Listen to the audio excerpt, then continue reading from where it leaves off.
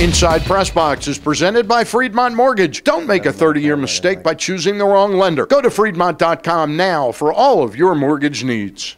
And welcome to another edition of Inside PressBox. I'm your host, Stan the Fan Charles. You know, it's opening weekend, and on this week's show, I'll talk Orioles baseball with columnist Jim Henneman, and I'll have a commentary about the 20th anniversary of Camden Yards. But joining me first is a communications expert, Tim Richardson, who now pens the newest column at PressBox and PressBoxOnline.com, the sports business report in the paper. It's called The Press of Business, and his diverse experience in working public relations for high-profile companies, athletes, and sporting events enables him to provide PressBox readers with a unique look into the business side of sports. And Tim, I've long wanted to add somebody that could do sports business, and I think I found the right guy, and it just so happens we're friends as well. Well, I'm glad that all those other people didn't answer the phone and you finally got to me, but I appreciate the opportunity. It's been great. We started in March. It's been great so far. I love the opportunity. It gives me a chance to do what I love to do, which is write, and I think what it does with both of us, it allows you to expand your content. I know PressBox is trying to make more of that regional leap as well after the great 6 years that you've had. So it seems to be a win-win, you know, for everybody. Why do you think it is that, you know, the Street and Smith Sports Business Journal is got, what, 80 pages a week or 100 pages a week on sports business? Why do you think this area is beginning to captivate people's attention? Well, I think not only that, Stan, but you got the Sports Business Daily, which sends out, you know, email alerts twice a day. You now have, like what I'm doing with you guys, you now have sports business writers and sports business journalists, because over the last several years, you've seen sports is entertainment, but it's also big business. Yeah. It's all about dollars. So I think you've seen that, and there's been more of an emphasis on, you know, that whole cycle of how everything works, you know. So I think that's what it's been able to put sporting events, athletes, high contracts, whatever it might be, under a microscope and break it all down, because the fans want to know what they're watching, why a guy's getting paid, what he's getting paid. And it also trickles down to sponsorships. I mean, sponsorships are huge in the world of sports. Nothing more than in NASCAR. I mean, NASCAR, they're everywhere. But in the world of sports, I mean, sponsors drive what's happening.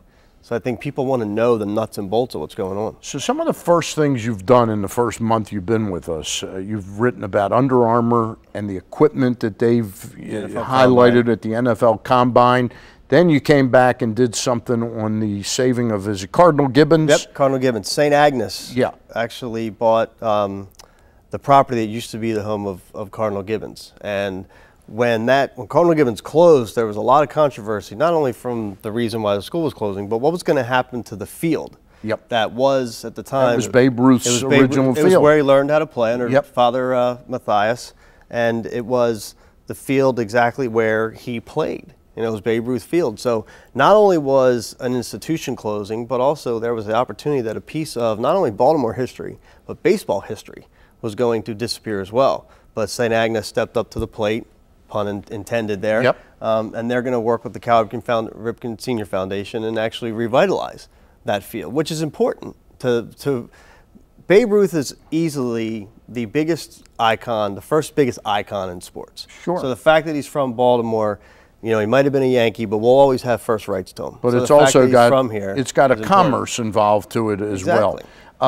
You've also written about the Nike Reebok tiff, with Nike taking over and Reebok trying to the saga that was like a soap opera, trying to make those last Tebow jerseys, you know, as in a way, Jet. I can't fault Reebok, because they had a year left, or a week or so left on their deal. Yeah. I mean, the press conference that Tebow had was the most highly attended event that the Jets have ever had at their complex, so where they had to move it to a certain place. Right. Very strange that it was just him.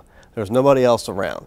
So why not jump on? Like you and I talked about the other day, if I could be the first one in my neighborhood to have a Tim Tebow Jets jersey, I don't care if it says Reebok or Nike. Right. I want the jersey. Right, well, but Nike cares. Yeah, because Nike if I'm going to cares buy that unauthorized jersey, I'm not going to turn around a week later and spend Exactly. $150 to $200 for that authorized jersey. It was a little tweak. Oh, it was a parting shot. It was a parting shot by exactly. Reebok, for sure. But it was a business move. Now, you've worked on something just recently, and it will be in this month's, in April's edition, the print. You've talked to Pat Moriarty, and you've examined the salary cap from a business perspective. Exactly. I wanted to do something around the draft, but I didn't want to do who's going to go first, who's going to go second, where's this guy going to be slotted. So I thought about an interesting angle would be the salary cap, because 99.9% of the fans have no idea what the salary cap is. All they see is roster moves, signings, that kind of stuff. So sat down with Pat. I've also talked to a couple other people just to dissect the salary cap so the fans can see, all right, there's $120.6 million that the Ravens have to work with. What does that mean?